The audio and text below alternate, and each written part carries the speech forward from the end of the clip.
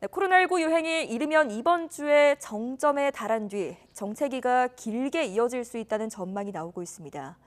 한편 전체 환자 규모가 커진 가운데 소아청소년 사망까지 잇따르자 전문가들은 백신 접종을 당부하는 한편 심층 조사 필요성을 강조했습니다. 이형원 기자입니다.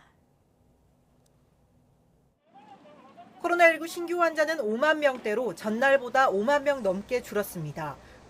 검사 건수 적은 주말 영향으로 환자가 줄어드는 패턴이 반복된 건데 같은 요일 기준으로 보면 17주 만에 가장 많아 증가세가 여전했습니다.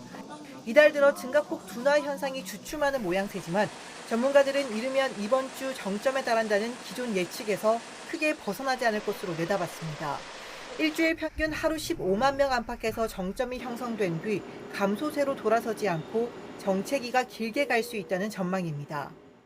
유행 정점이 이번 주에 도달한다라고 하더라도 꼬리가 길게 이어질 가능성은 충분히 있다고 생각을 하고요. 재감염자가 지속적으로 늘어날 수밖에 없는 상황이거든요. 그런 것들을 보면 상당히 정체기가 길게 이어질 가능. 확진 규모 자체가 늘면서 피해도 커지고 있는데 문제는 치명률이 낮은 연령대인 소아 청소년 사망도 잇따르고 있다는 점입니다. 코로나19 발생 이후 10살 미만 사망자는 누적 27명인데 이 가운데 4명이 지난달에 나온 겁니다. 오미크론 유행 이후에 코로나19 소아청소년 환자가 증가함에 따라서 사망 사례가 발생하고 있습니다. 추가적인 심층 분석이 필요합니다. 피해 예방을 위해서는 백신 접종이 중요하다며 보호자나 아동이 원한다면 백신을 맞을 수 있도록 관련 정보를 신속하게 알려야 한다고 강조했습니다.